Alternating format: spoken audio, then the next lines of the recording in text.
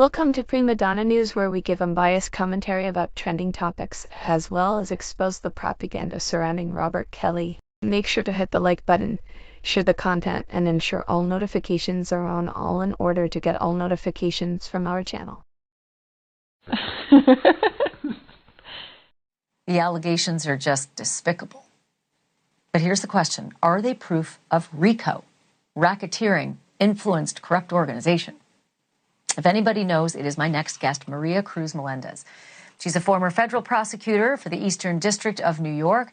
She investigated and convicted R. Kelly on, you guessed it, RICO charges. She also prosecuted multiple organized crime cases and secured the conviction of members of La Cosa Nostra. Maria, welcome to the show. It's so good to have you. I can't believe the number of naysayers that I don't know if you're watching the media coverage and the analysis on the Diddy trial. I'm following it moment to moment, and I see RICO left, right, and center. But so many people who are smart lawyers say, nope, nothing to see here. What do you think? I think there are a couple of things. I think it's tough to ask the question about whether or not the government has proven RICO, particularly so early on. I know there was a lot of commentary very, very early on. And when you're first getting the victim's statements about things, I think it's very easy to say, well, the victim is just talking about domestic violence or assault issues that are more state law types of issues. However, I think, and you mentioned this in your opening, the fact that Mia has testified to information that she obtained as a person who worked for Sean Combs, which means she was inside of the enterprise that has been charged by the government. And so in that situation, I think she provides powerful evidence that can be used by the government to show that an enterprise existed and that the enterprise was used, including herself, in order to engage in the conduct that's been alleged. One of the other things I would just quickly note as well is that in this case, RICO itself, substantive RICO, hasn't been charged. Racketeering conspiracy is what has been charged. And so what the government needs to show is that Sean Combs agreed with at least one other person to engage in racketeering. And so they don't have to prove specific racketeering acts in the way that you would need to if you would charge substantive racketeering. Do you see a lot of similarities between the R. Kelly case and the Diddy case? Because everybody wants to compare, this particular case to the mob, and they say there's no similarity between them. What about R. Kelly? Yeah, there's certainly parallels. You have a high-profile defendant who's alleged to have used his legitimate business and the people around him, his circle of people, whether that's friends, colleagues, but also individuals who specifically worked for him, assistants, runners, security, in order to make sure that he was able to commit the crimes that have been alleged. And I think some of the testimony that has happened this week in particular demonstrates the ways in which that he used individuals at his disposal in order to maintain control over individuals like Cassie Ventura. Yeah, I keep hearing evidence of coercion, control, fear. I'm also hearing obstruction of justice. I'm hearing bribery. I'm hearing all these predicate acts, right? But still, so many analysts are saying, no, there's no enterprise here. Where do you see the enterprise coming in with Diddy as compared to the enterprise that came in with R. Kelly?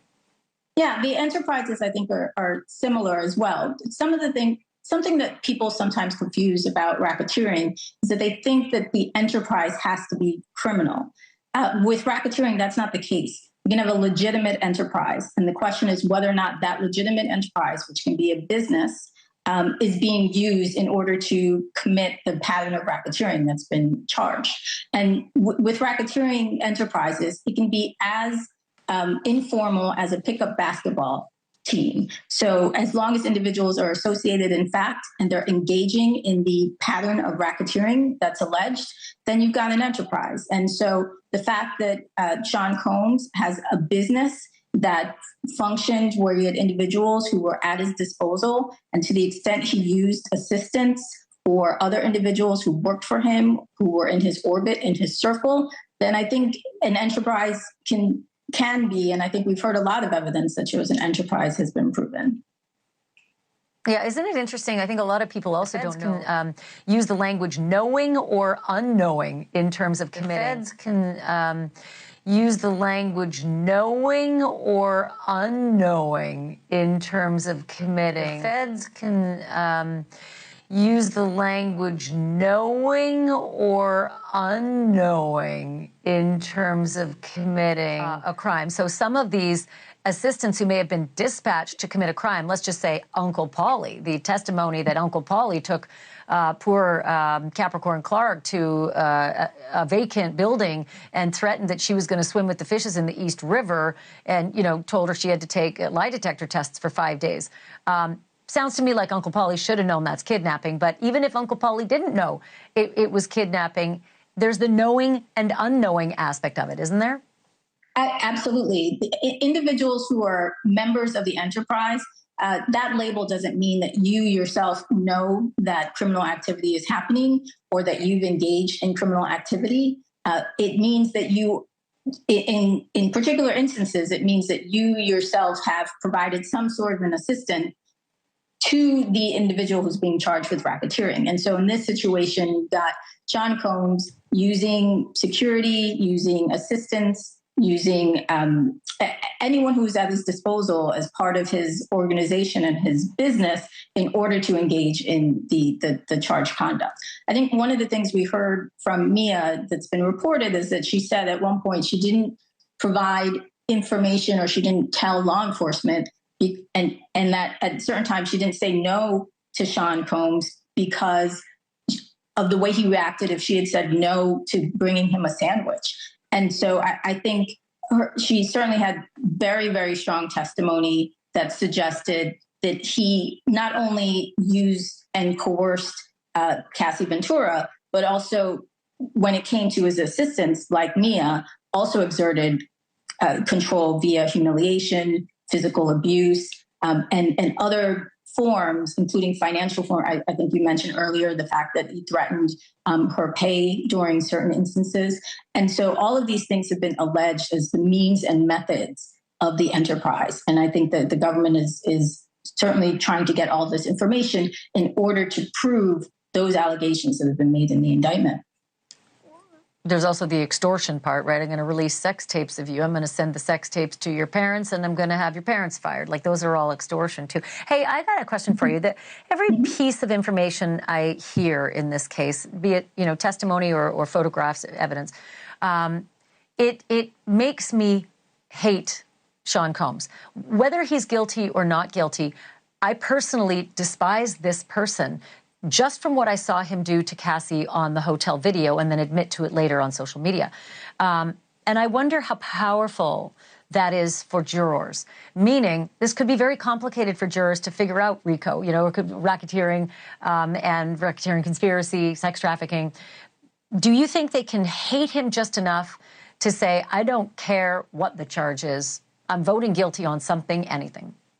Yeah, look, the defense counsel is going to say, likely in their closing, you don't have to like Sean Combs. You don't have to think that he's a good person. But at the end of the day, they're going to argue that this is domestic violence, this is assault, it's not racketeering. But the jury has received, and they will receive instructions by the court. They have to make their decision not based on emotion, not based on feeling sorry for certain witnesses, or even their hatred, to the extent it comes to that, for the defendant. They have to make their decision based on the evidence that's been presented, and they have to come to a decision beyond a reasonable doubt. Is it possible that jurors could have trouble distinguishing those things? Absolutely, but they've taken an oath, and the hope is always that they stick to that oath when they're deliberating. Yeah, but you and I have seen our fair share of these cases in these juries, and there's all sorts of jury nullification that goes on. They vote with their gut, right? And their gut oftentimes can be emotional. They vote with their gut, right? And their gut oftentimes can be emotional. They vote with their gut, right? And their gut oftentimes can be emotional too. I'll end this video here and make the record known why Robert Kelly is still in for the fight for his freedom. The prosecutors have created the blueprint in establishing how to prosecute these cases at their discretion, yet like with Robert Kelly, the many flaws within the charges, and the strategies used leave plenty of room for a judicial remedy for overzealous prosecutors, and they're creative. Spin on RICOs to charge for alleged bad acts beyond the statutes of limitations. Leave your comments below, and don't forget to like this video and share it.